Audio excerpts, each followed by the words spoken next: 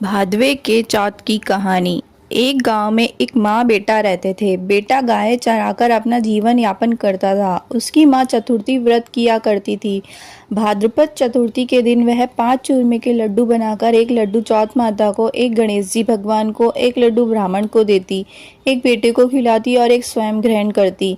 एक दिन पड़ोसन ने बुढ़िया के बेटे को सिखा दिया कि तू इतनी मेहनत करता है और तेरी माँ चूरमा बना बना कर बांटती है और तुझे सिर्फ एक लड्डू ठंडी रोटी खिलाती है। लड़का पड़ोसन की बातों में आ गया। माँ से बोला, माँ ठंडी रोटी खाकर मेरे से गाय नहीं चराई जाती, तुम चौथ माता का व्रत छोड़ दो। तब माँ बोली, बेटा मैं तो तेरी सुख शांति के लिए चौथ माता का व्रत करती हूँ, मैं चौथ माता का व्रत करना नहीं छोड़ सकती। बेटे ने कहा, मैं प्रदेश जाऊंगा। तब माँ बोली, बेटा ये चौथ माता के आंखें अपने पास रख ले, यदि तुम पर कोई संकट आए तो चौथ माता का नाम लेकर इन्हें पूर देना, तुम्हारा संकट टल जाएगा। लड़का प्रदेश जाने लगा। रास्ते में एक नदी आई।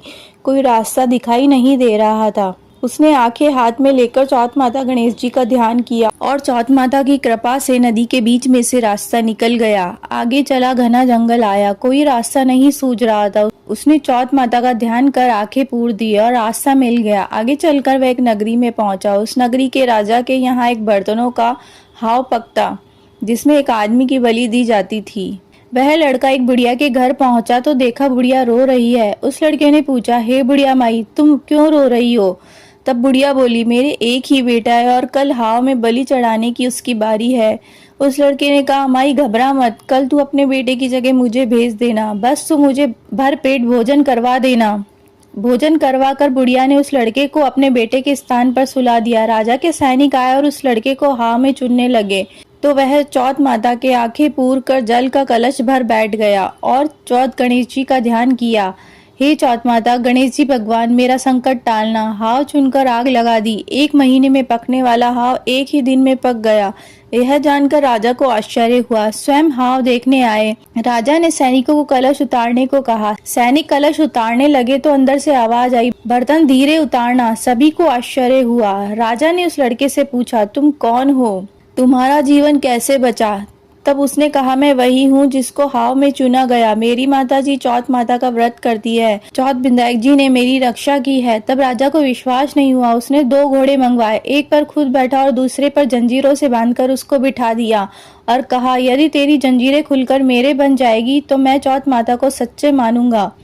उस लड़के ने श्रद्धा भक्ति से आंखें पूर कर कहा, हे चौथ माता, अब तक मेरी रक्षा करी, इस बार भी मेरी रक्षा करना। देखते ही देखते लड़के की जंजीरें राजा के बंध गई।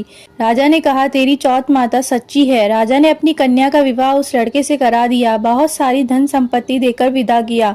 जब लड़का गांव के पास पहुंचा तो गांव के लोगों ने कहा, माई तेरा बेटा बहुत धूमधाम से आ रहे हैं। बुढ़िया माई की खुशी का ठिकाना नहीं रहा। लड़का माँ के पैरों में गिर गया और बोला, माँ ये सब तेरी चौथ माता विनायक जी की कृपा से हुआ है, ये सब तेरी चौथ माता के व्रत का फल है। सारी नगरी में कहलवा दिया, सब चौथ विनायक जी का व्रत करेंगे। हो सके तो 12 महीने की नहीं तो 4 चौथ का व्रत तो अवश्य सबको करना चाहिए। हे चौथ माता, जिस प्रकार उस लड़के की रक्षा करी वैसी सबकी करना। कहते ने सुनते ने हुकारा भरते ने सभी की रक्षा करना। बोलिए चौथ माता की जय। बोलो गणेश जी भगवान की जय।